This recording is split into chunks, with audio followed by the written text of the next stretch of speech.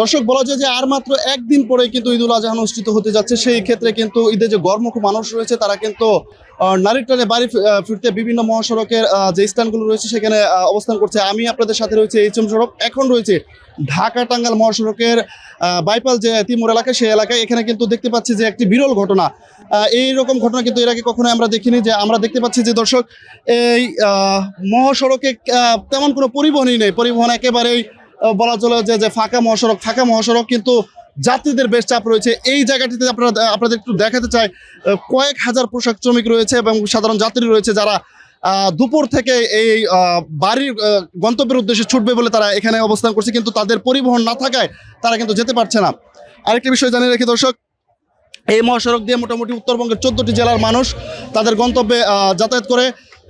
প্রত্যেক বাড়ি কিন্তু আমরা দেখি যে পরিমাণ মহাসড়কে যাত্রী থাকে তার চাইতে বেশি মহাসড়কের পরিবহন থাকে, কিন্তু এবার কিন্তু একেবারে মহাসড়ক ফাঁকা হয়ে গেছে। বিকেলের পর থেকেই একেবারে পরিবহন শূন্য বলা যায়। নামে মাত্র কয়েকটা দূরপাল্লার পরিবহনের বাস আমরা মহাসড়কে দেখতে পাচ্ছি, কিন্তু যাত্রীদের বেশ চাপ রয়েছে। এখানকার যাত্রীদের সাথে কথা বলেছি, তারা বলছেন দুপুর থেকে এখানে তারা অপেক্ষা করছে। আপনারা আমরা একটু দেখাতে চাই তাদের মুখে চোখে কিন্তু ক্লান্তির ভাস এবং দুশ্চিন্তার ভাস। কখন তারা স্বজনদের কাছে যাবে, কখন তারা স্বজনদের সাথে ঈদ করতে পারবে কিনা সেটি নিয়েও তারা কিন্তু উৎকণ্ঠায় রয়েছে। আমি এই সকল যাত্রীদের সাথে কথা বলেছি, তারা বলছে অতিরিক্ত ভাড়া দিয়েও কিন্তু তারা কোনো ধরনের পরিবহন পাচ্ছে না। যেভাবে মানে ভোগান্তির মধ্যে ফেলছে সেভাবে মনে করেন তো মনে হচ্ছে বাসায় যে আত্মীয় স্বজনের সাথে ঈদ করবো কি না, এটা মানে মনে আসতেছে না, যে সাহস নিতে পারতেছি না। টিকিট কাটছি 5টার সময়, ওনারা বলছে যে গাড়ি আসতে 1টা 2টা বাজতে পারে, তখন হয়তো বা যাওয়া হবে। 2-3 ঘন্টা ধরে এসে বয়ে আছি, রাস্তায় গাড়ি পাইতাছি না, মাঠের ভিতরে বয়ে আছি।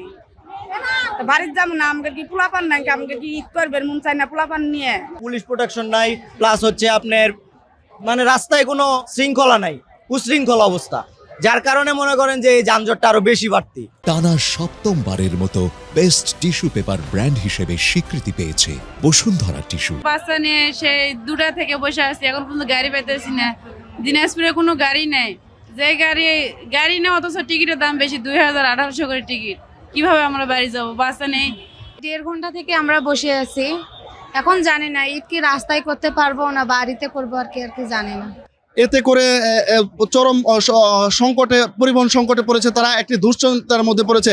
এখানকার পরিবহনের যে সমস্ত কাউন্টার রয়েছে, যে সমস্ত শ্রমিক রয়েছে বা পরিবহনের নেতা রয়েছে, তাদের সাথে কথা বলেছে। তারা বলছে এমনটি আসলে কেন হচ্ছে বা কী কারণে হয়েছে তারা আসলে বলতে পারছে না। প্রতিবারই কিন্তু যাত্রীর পরিমাণ অনুযায়ী মহাসড়কে গাড়ি থাকে, তবে এবার কিন্তু একেবারে গাড়ি শূন্য।